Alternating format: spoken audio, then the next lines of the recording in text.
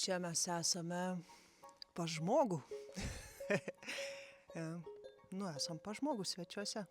Į spektaklį mes kviečiame pačius mažiausius, ne visai gal pačius mažiausius, bet bandysim pakviesti nuo metų iki 5 tokio dydžio žmonės, kuriems būtų įdomu sužinoti, koksgi yra žmogaus kūnas ir kas jis toks yra, tas žmogus, kuris atėjo. O įkvėpimo ir idėjų sėmėmės iš įvairių dalykų. Man, pavyzdžiui, buvo pagrindinė inspiracija, mano krikšto dukra Marija labai mėgsta piešti piešinius ir man dovanoja juos ir aš pastebėjau, kad tie piešiniai yra labai fantastiški ir dažniausiai piešia žmonės, kurie yra, atrodytų, su realybė nieko bendro neturintis ir jie dėl to yra patys žaviausi ir kaip parodo vaiko pasaulio matymą, kad jis yra truputėlį kitoks negu mūsų suaugusių.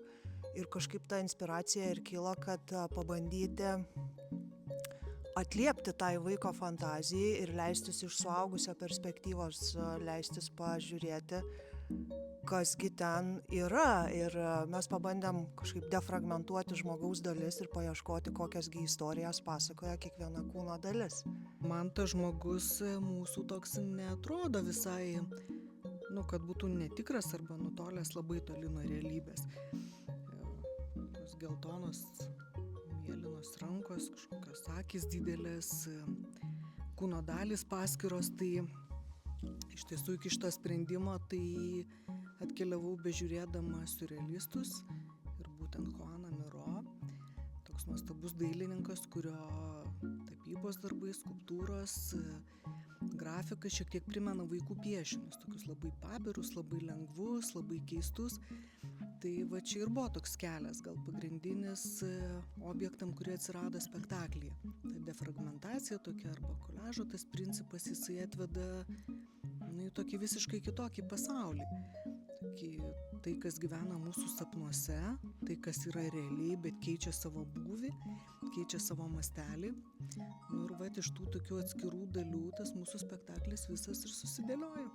Prieš tai turėjom spektaklį apie pasaulį ir aš jau turėjau tą galimybę būti su tais vaikais ant scenos ir manau, kad čia tiesiog mes tokį darysim gal įvedimą iš šiek tiek anksčiau, kad tie vaikai, jeigu norės, bus pakviesti dalyvauti pačiame procese, tai patyrimas yra geras, manau, bus, dėl to, kad mes dar neišbandėm, o apie pasaulyje tai labai akivaizdžiai pasimatė, kad jie nori būti tais dalyviais, nors jie gali būti ir stebėtojais. Tai va toks labai įdomus momentas, tai jeigu tu sugebi kaip aktorius tą energetiką suvaldyti ir atidaryti, kada reikia ir juos pakviesti į sceną, o kada reikia uždaryti ir leisti stebėjimui vykti proceso pačiam. Per likusias 3 savaitės tai aišku dar susigulės daugiau ir labai laukiau susitikimo su mažuoju žiūrovu. O aš dar biškį turiu baimių, kad aš neišgąsdinčiau su tais dideliais daiktai tom rankom, su tom akim ir aš dar taip kitur, kur tenka vaidintis, tai tokia būna dažnai garsiai šneku, garsiai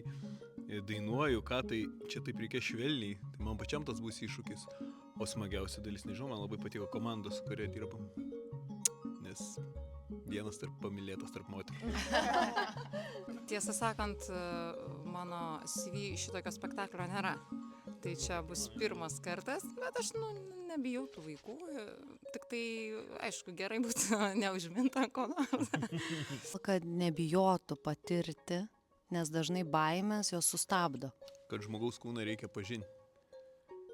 Ir kartais pažiūrėti kokią ranką ar koją paprastai ir įdėmiai galima ir įdomių dalykų galima rasti. Pasaulis kaip žmogus trokšta, kad jį atrastų ir suprastų. Aš tai labai linkėčiau pažiūrėti į žmogaus kūną kaip į nekasdienį instrumentą, kurį mes naudojam kiekvieną dieną. Vat pamatyti spalvas, formas, kitokias, kaip jisai atrodo kitokiom akim, tokį, kokį mes jį sapnuojam. Aš tai norėčiau, kad ne tik vaikai, bet ir tėvai susimąstytų apie tai, kas aš esu.